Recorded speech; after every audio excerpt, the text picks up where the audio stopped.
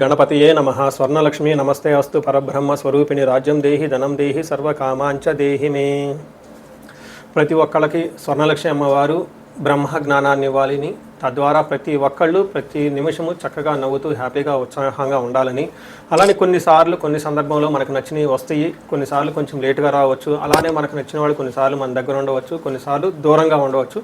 ప్రతి సందర్భంలో కూడా ప్రతి ఒక్కళ్ళు చక్కగా నవ్వుతూ హ్యాపీగా ఉండాలని, ఉత్సాహంగా ఉండాలని, అలానే మనస్తత్వం మనకి అమ్మవారు ఇవ్వాలని చెప్పేసి మనం కోరుకుందాం. అంతేకాకుండా అమ్మవారు మనకి ధనాన్ని ఇవ్వాలి, ఐశ్వర్యాన్ని ఇవ్వాలి, సర్వకామాంచ సిద్ధి, అనుకున్న ప్రతి కొరకు కూడా నెరవేరాలి. అట్లాంటి యొక్క అమ్మవారి యొక్క కృపా కటాక్షం మన మీద ఉండాలి. మనం ఎంతో ఉన్నతంగా ఎదగాలని చెప్పేసి మనం కోరుకుందాం. అంతేకాకుండా రాజ్యం దేహి, ప్రతి ఒక్కరికి ఒక అధికారము, పవరు, స్టేటస్, ఒక దర్జా, దర్పం, ఇవన్నీ కూడా ప్రతి ఒక్కరికి అమ్మవారికి మన అందరికీ ఇవ్వాలని చెప్పేసి మనం కోరుకుంటూ, మనము మే మంత్ యొక్క రాశి ఫలాలు చెప్పుకుంటున్నాం. మే మంత్ రాశి ఫలాలు ఈ మంత్లో చాలా విశేషాలతో కూడుకొని ఉంది. ముందుగా ఒక 2 నిమిషాలు వాటి గురించి చర్చించుకొని తర్వాత 12 రాశుల గురించి మనం మాట్లాడుకుందాం. ఈ మాసం మనకి వెరీ ఇంట్రెస్టింగ్గా పౌర్ణమితో స్టార్ట్ అయ్యి ఈ మాసం అంతా, అంటే మే మంత్ అంతా పౌర్ణమితో స్టార్ట్ అయ్యి పౌర్ణమితో ఎండ్ అయిపోతుంది. మనం చూసుకుంటే ఇందులో వైశాఖ మాస పౌర్ణమితో స్టార్ట్ అయ్యి జ్యేష్ఠ మాస పౌర్ణమికి మనకి మే మంత్ అంతా ఎండ్ అయిపోతుందని గమనించుకోవాలి. ఇందులో 3 ముఖ్యమైన విశేషాలు ఉన్నాయండి. ఒకటి, ఈ మంత్ మనకి బిగినింగ్లోనే బుద్ధ పూర్ణిమతో స్టార్ట్ అయిపోతుంది. దీన్ని గురు పూర్ణిమ అంటారు, బుద్ధ పూర్ణిమ అని అంటారు, వైశాఖ మాస పూర్ణిమ అంటారు. చాలా చాలా విశిష్టత కలిగిన పూర్ణిమ. పర్టికులర్గా గురువుకు సంబంధించి, చంద్రుడికి సంబంధించి ఎవరైనా కనుక దోషాలు ఉంటే ఆ రోజున మెడిటేషన్, ధ్యానం చేస్తే చాలా బాగుంటుంది. కొన్ని వైష్ణవ టెంపుల్లో విష్ణుమూర్తికి కళ్యాణ మహోత్సవం కూడా జరుపుతూ ఉంటారు. చాలా చోట్ల జాతరలన్నీ జరుపుతూ ఉంటారు. ఒక వెరీ ఇంట్రెస్టింగ్, చక్కగా బాగా ఎంజాయ్ చేయవలసిన పౌర్ణమి వైశాఖ మాస పౌర్ణమి. తర్వాత మనకి 12 తారీఖు హనుమత్ జయంతి ఉంది. ఇది చాలా చాలా ముఖ్యం. పర్టికులర్గా ఏలినాటి శని ఎవరికైతే ఉంటుందో, తర్వాత కుజదశ, కుజుడు అనుకూలంగా ఎవరికైతే ఉన్నారో వీళ్ళు ఈ హనుమత్ జయంతిని చక్కగా జరుపుకోవాలని నేను కోరుకుంటున్నాను.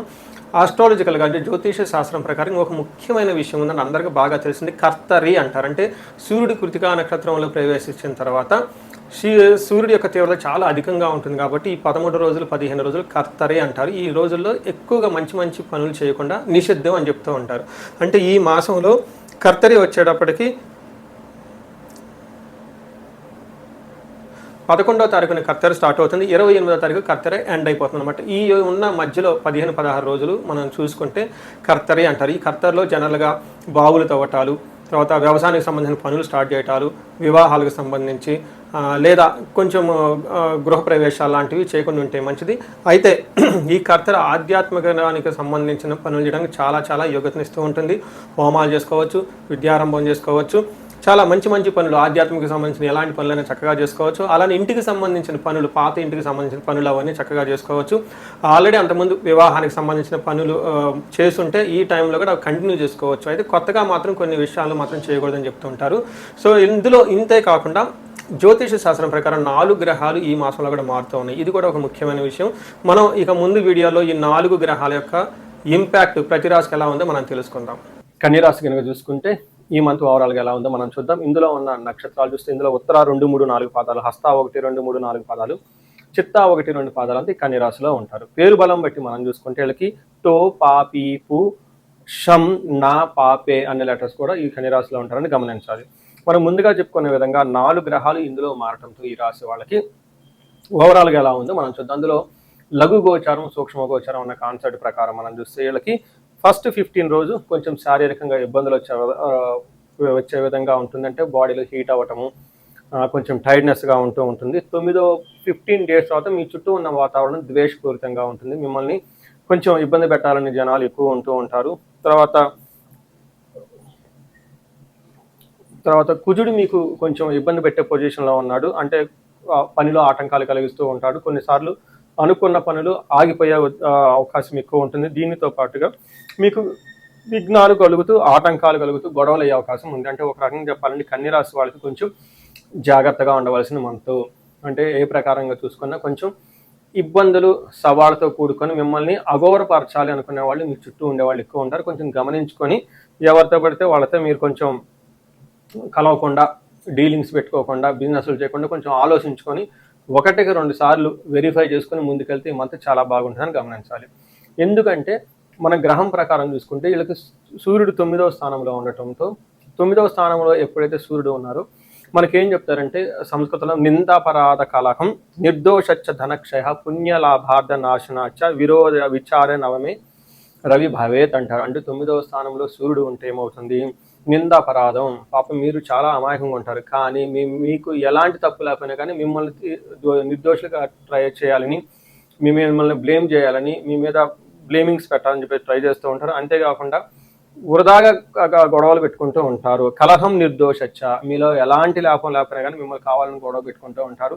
ధనం కూడా కోల్పోతూ ఉంటారు. పుణ్య లాభార్థ నాశనాచ్చ, అంటే మంచి ఉద్దేశంతో మీరు రియల్గా వేరే వాళ్ళకి హెల్ప్ చేయాలి అని ముందుకెళ్తే మిమ్మల్ని అపార్థం చేసుకునే వాళ్ళు ఎక్కువ ఉంటారు. మీరు ఇచ్చిన పనికి రిజల్ట్ రాకపోక మిమ్మల్ని ఇంకా అపార్థం చేసుకునే వాళ్ళు ఎక్కువ ఉంటారు. దీన్ని ఎన్కాష్మెంట్ చేసుకునే వాళ్ళు ఎక్కువ ఉంటారని గమనించుకోవాలి. బట్ ఓవరాల్గా సూర్యుడు మంచి చేసి వెళ్ళిపోతాడని కూడా గమనించుకోవాలి. అదేవిధంగా కుజుడు వీళ్ళకి 8th హౌస్లో ఉండటం మిక్స్డ్ రిజల్ట్ వస్తుంది అని చెప్పుకోవాలి. మిక్స్డ్ రిజల్ట్ అంటే గ్రహం 8వ స్థానంలో ఉండటం బట్టి ఏమవుతుంది అంటే ప్రవాస కార్యహాని సాత్ కసారోగ పీడనం స్థాననాశనురచ్ఛేద అస్తమస్థిత్ భవేత్ రవి అంటారు. అస్తమస్థిత్ భవేత్ ధారాసుతే అంటారు. ధారాసుతుడు అంటే కుజుడు వీళ్ళకి 8వ ఇంట్లో ఉండటం ఏమవుతుంది, ప్రవాస కార్యహాని సాత్, అంటే ఉన్న ప్రదేశం నుంచి దూర ప్రయాణాలు చేసే అవకాశం ఎక్కువగా ఉంటుంది. దగ్గు విపరీతంగా వచ్చే అవకాశం ఎక్కువగా ఉంటుంది. రుణచ్ఛేద, రుణాల యొక్క బాధలు ఎక్కువగా ఉంటాయి. మీరు ఇంతకుముందు డబ్బులు ఎవరైనా ఇవ్వాల్సి ఉంటే ఈ టైంలో వాళ్ళకి మీకు క్రెడిట్ కార్డు బిల్లులు కానివ్వండి, పెండింగ్ ఉన్న బిల్లుల రూపాయన మీకు వచ్చి ఇబ్బందులు పెట్టే అవకాశం ఎక్కువ ఉంటుందని గమనించుకుంటూ ఉండాలి. దానితో పాటు స్థాన నాశ, మీకు ఉన్న పదవి కానీ లేదంటే జాబులో కానీ విపరీతమైన ఇబ్బందులు వచ్చేసి మీకు డౌన్ గ్రేడ్ అయ్యే అవకాశం ఉంటుంది. మీ పెర్ఫార్మెన్స్ని గమనించాలి. సో అయితే కుజుడు మళ్ళీ మిక్స్డ్ రిజల్ట్స్ ఇస్తూ ఉన్నారు. వీళ్ళు ధనాన్ని సక్సెస్ని తీసుకొని వస్తూ కూడా ఉన్నారు. అంటే ప్రతి గ్రహం మీకు కొన్ని సవాళ్లతో పాటుగా కొంచెం ఫేవరేట్గా చేసే అవకాశం కూడా ఉంది. ఫైనల్గా చాలా ఇంపార్టెంట్, శుక్రుడు 10వ స్థానంలో ఉండటంతో ఇప్పటిదాకా మీకు అనుకూలంగా ఉన్న స్త్రీలు ఎవరైతే ఉంటారో మీకు ఎదురు తిరిగే అవకాశం ఉంటుంది. ఇదే విధంగా స్త్రీలకైతే మీకు ఇప్పటిదాకా అనుకూలంగా ఉన్న ఆఫీస్లో కానీ ఇంట్లో కానీ ఎవరైనా జెంట్స్ ఉంటే వాళ్ళకి మీకు ఎదురు తిరిగి మీకు నెక్ టు నెక్ ఢీ అనేటట్టు మాట్లాడే ఉండే అవకాశం ఎక్కువ ఉంటుంది. కాబట్టి మనకేం చెప్తారంటే వికులం చైవ నిస్సత్వం మర్ధానాశనం రిపోభయ స్త్రీ సౌఖ్య హాని మాప్నోతి దశమస్తే భగవత్ భృగునందనే అని చెప్తారు. అంటే భృగునందుడు అంటే శుక్రుడు వీళ్ళకి 10వ స్థానంతో ఉండటంతో వ్యకులం అంటే మనసులో ఎప్పుడు ఏదో ఒక బాధగా ఉండే అవకాశం ఉంటుంది. తర్వాత నిస్సత్వం అంటే ఏమీ చేయలేకపోవటం, ఏదైనా చేయాలనుకున్నా కానీ చేయలేకపోవటం, శారీరకంగా అర్ధనాశనం, ధనం కోల్పోతూ ఉంటారు. స్త్రీ సౌఖ్యం హాని అంటే ఇప్పటిదాకా మీకు స్త్రీలు సపోర్ట్గా ఎవరైనా ఉంటే వాళ్ళ నుంచి మీకు అపోజిషన్ వస్తుంది. ఇన్ ద సేమ్ వర్స్ స్త్రీలు అయితే జెంట్స్ నుంచి అపోజిషన్, మిమ్మల్ని కావాలని చెప్పేసి ఆటంకాలు పెట్టేవాళ్ళు ఎక్కువగా ఉంటారు. మిత్రుల ద్వారా లాభము, ఉద్యోగ లాభం కూడా చూపిస్తూ ఉన్నాయి. ఒక రకంగా చెప్పాలంటే మిక్స్డ్ రిజల్ట్ అని మనం చెప్పుకోవచ్చు. అయితే శుక్రుడు 4వ స్థానంలో చూడటంతో శుక్రుడు ఇక్కడ మంచి కూడా చేస్తున్నాడు. ఏ విధంగా, వెహికల్ కొనుక్కోవచ్చు, ఫ్రిడ్జ్ కొనుక్కోవచ్చు, లాంటి ఏసీలు కొనుక్కోవచ్చు, లేదంటే మీకు లగ్జరీ కంఫర్టబుల్గా ఉండే ఐటమ్స్ మీకు కొనుక్కోవచ్చు, చక్కగా ఫుడ్ తినవచ్చు, ఇల్లు కొనుక్కునే అవకాశము, ఇంటిని డెకరేట్ చేసుకునే అవకాశం ఇదంతా ఉంటుంది. ఒక రకంగా ఇక్కడ మీకు ప్రతి గ్రహము అనుకూలంగా ప్రతికూలంగా ఉంది కాబట్టి ఓవరాల్గా కొంచెం జాగ్రత్తగా ప్లాన్ చేసుకుంటే బాగుంటుంది. మనం ప్రతిసారి చెప్పుకునే విధంగా నక్షత్రం ప్రకారం కూడా ఒక్కొక్క నక్షత్రానికి ఏముంటుందో మనం తెలుసుకోవచ్చు. దాన్ని అంగగోచారం అంటారు. ఈ అంగగోచారం ప్రకారం ప్రతి నక్షత్రము ఒక్కొక్క రాశి మీద ఉండటంతో ఒక్కొక్క రాశిలో ఉన్న నక్షత్రము ఒక్కొక్క గ్రహం ఒక్కో నక్షత్రం మీద ఉండటంతో ఎలాంటి రిజల్ట్ ఉంటుందో కూడా మనం తెలుసుకోవచ్చు. ఇందులో భాగంగా ఉత్తర ఫాల్గుని నక్షత్రం వాళ్ళకి చూస్తే వస్త్రలాభము, రాజ్యము, లాభము చూపిస్తుంటుంది. అంటే వీటితో పాటుగా పరవాసము, అంటే కొన్ని రోజులు అవుట్ స్టేషన్లో ఉండే అవకాశం, లేదంటే ఫారిన్లో ఉండే అవకాశం ఉంటుంది. తర్వాత వీళ్ళకి ఛాలెంజెస్ దరిద్రము, దేహపీడనం, కొంచెం హెల్త్ కాంప్లికేషన్స్ ఉంటుంది, ధనానికి ఇబ్బంది పడుతూ కూడా ఉంటారు. హస్త నక్షత్రం వాళ్ళు చూస్తే మనకి రాజ్య లాభము, అంటే వీళ్ళకి ప్రమోషన్స్ వచ్చే అవకాశం ఎక్కువగా ఉంటుంది, లాభప్రదంగా ఉంటుంది. అయితే వీళ్ళకి ధనము, దరిద్రహీనత రెండు చూపించంటే ఒక పక్క ధనం హీనత అంటే ధనం లేకపోవటము, టయానికి కావాల్సిన ధనం కూడా అందకుండా ఉండే అవకాశం ఉంటుంది. చిత్తా నక్షత్రం వాళ్ళు గమనించుకుంటే వీళ్ళకి రాజ్యలాభము, వస్త్రలాభము చూపిస్తుంది.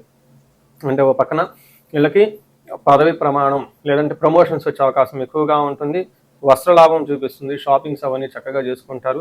వీరికి కూడాను ధనహీనత, దరిద్రము రెండు చూపిస్తూ ఉంటుంది. ఇంతేకాకుండా హస్త చిత్తా నక్షత్రాలకు సూర్యుని యొక్క ప్రభావం ఉండటంతో శారీరకంగా గాయాలయ్యే అవకాశం ఉంటుంది. ఉత్తర ఫాల్గుని నక్షత్రం వాళ్ళకి పశునాశనం అంటే అగ్రికల్చరల్ రిలేటెడ్ మనకి వ్యవసాయదారులు ఎవరైనా ఉంటే వాళ్ళకి సపోర్ట్ ఇవ్వాల్సిన ఎద్దులు కానివ్వండి, లేకుంటే ఇలా పశునాశనం అని చెప్తూ ఉంటారు.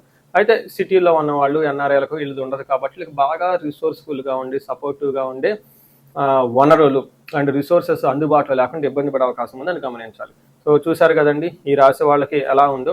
అయితే ముఖ్యంగా ఒక విషయం మీరు బాగా గమనించుకోవాలి. 2 గ్రహాలు అనుకూలంగా లేకపోవడంతో, ఫస్ట్ సూర్యుడు, రెండోది కుజుడు కూడా అనుకూలంగా లేకపోవడంతో సూర్య నమస్కారాలు చేయటం, తర్వాత సుబ్రహ్మణ్యేశ్వర స్వామిని ఆరాధించటం, వీటితో పాటు లక్ష్మీనారాయణని చక్కగా పూజిస్తూ ఉంటే మీకు ధనము ఐశ్వర్యం వచ్చే అవకాశం ఉంటుంది.